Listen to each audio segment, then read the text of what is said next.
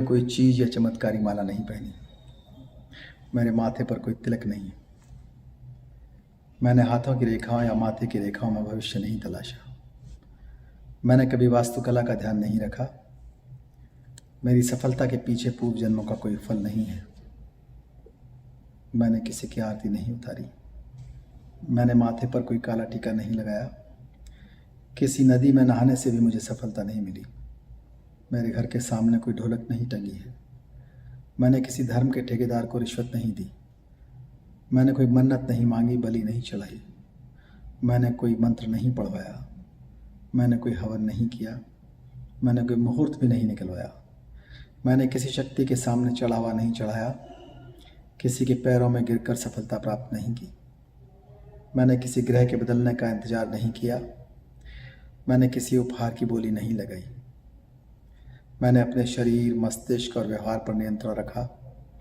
मैंने जीवन में बचपन से ही कड़ी मेहनत की, पढ़ाई की, खूब रुचि और गंभीरता से पढ़ने वाला विद्यार्थी रहा।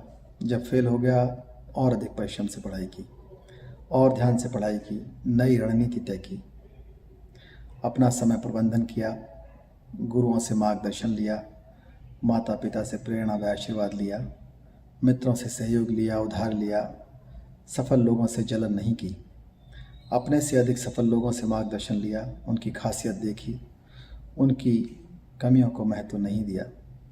मैंने महामानव बुद्ध, सावित्रीबाई फुले, ज्योतिबा फुले, बाबा साहब डॉक्टर अम्बेडकर के जीवन संघर्ष और उद्देश्य को समझा और नैतिकता के रास्ते पर चला, विज्ञान के रास्ते पर चला। मैंने पुरानी परंपराओं, उत्सवों पर समय, धन और ऊर्जा नहीं गंवाई, अपने चरित्र को बनाए रखा तथा रोज़मर्रा के झगड़ों से स्वयं को बचाया, किसी प्रकार का नशा और अहंकार से अपने आप को बचाया। दूसरों की हंसी उड़ाने की जगह मैंने दूसरे की कमियों को सीख की तरह माना।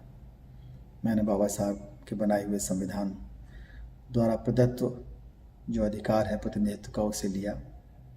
मैं जो भी कुछ हूँ बाबा साहब डॉक्टर अम्बेडकर के कारण हूँ। इस बात का बदला मैं संविधान की रक्षा करके चुकाऊँगा। मैं पे बैक टू फैमिली और पे बैक टू सोसाइटी करके चुकाऊँगा। मैं समाज के पुनर्निर्माण के लिए सदैव तत्पर रहूँगा।